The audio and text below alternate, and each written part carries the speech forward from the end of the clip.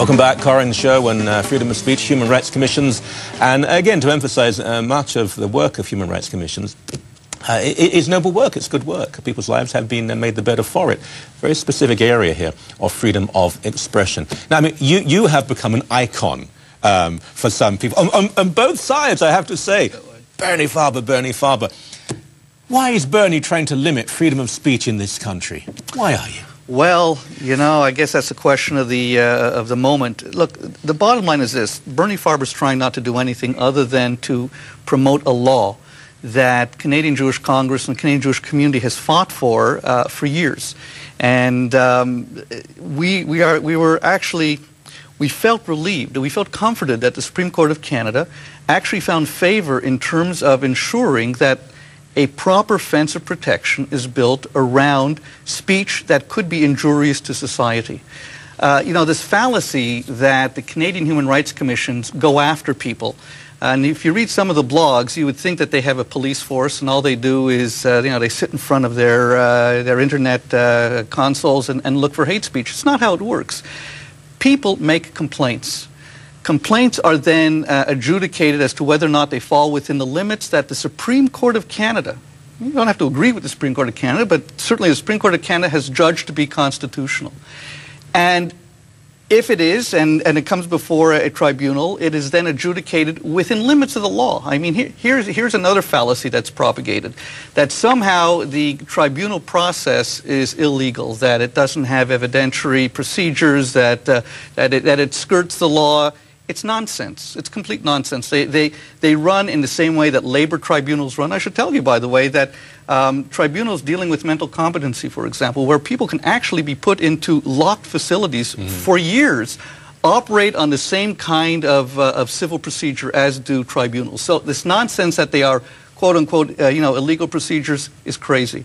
So the problem for me is not the law. I think the law is important. It is the same kind of law, by the way, that we see in virtually every Western democracy, excluding the United States. I'll get to that later. England, Australia, New Zealand, Denmark, Germany, name them, they all have limits on speech. Denmark, where the cartoons of Muhammad were published. Were published, exactly. They all have limits on speech. Some cases brought before courts and tribunals are frivolous. I was the first one to say, despite, you know, Ezra's continuing... That's not bringing people around here. No, I was the first one to say that the case against Ezra Levant was frivolous. I said so, and I held to that, and I was proven correct. What the problem for me is, and Mike sort of alluded to this, is the administration of this law. So what do we do about it? Well, we change it. We fix it. We make sure that the law is applied appropriately. We make sure that people aren't bankrupt if they're brought before human rights commissions.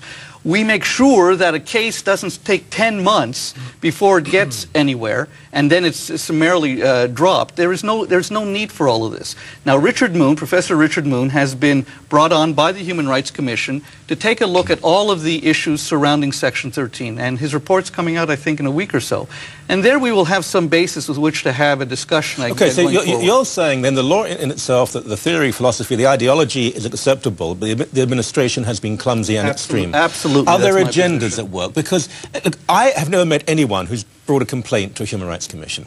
I'm in media. I work extensively with people in the gay community who don't bring complaints. I know a lot of people, obviously, in the Jewish community. They don't bring complaints. I don't know who these people are who are bringing the complaints. And it does seem to be the similar people over and over again. And there is an agenda at work. Well, I'm not sure if it's an agenda. You know, I think people would like to say that there is an agenda.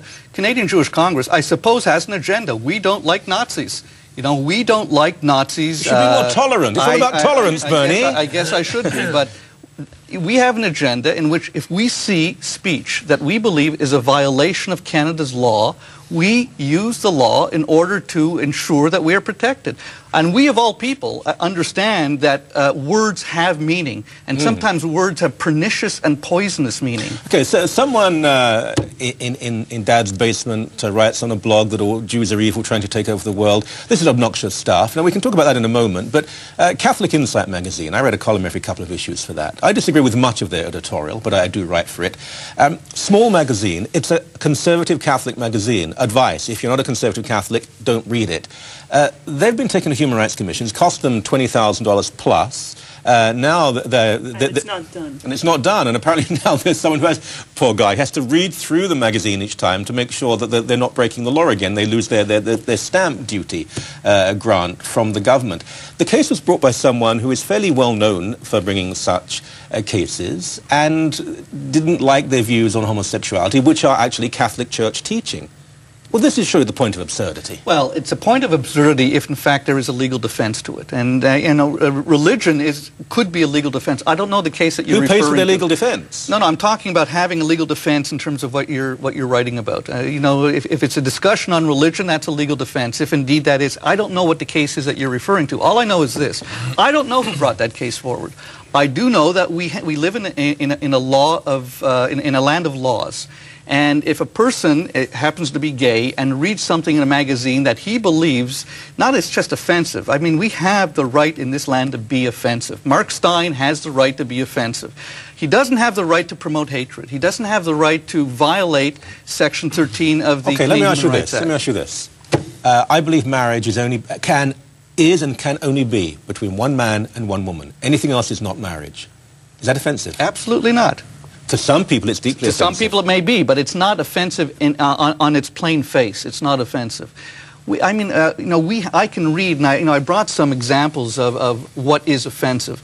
But to read it, it sort of, in a way, promotes the offensive-ness. So, which goes way beyond offensive. I will then take you to a Human Rights Commission afterwards. Which goes way beyond offensive, which goes into sheer and utter hatred. All right, we'll get on to this, because I think here is the problem. I mean, who is offended? There are people who are offended by everything. But, Michael, it's not offensiveness that we're talking about. We're talking about hate, and there is a it is to be distinguished from being just offensive. Okay, we'll find out.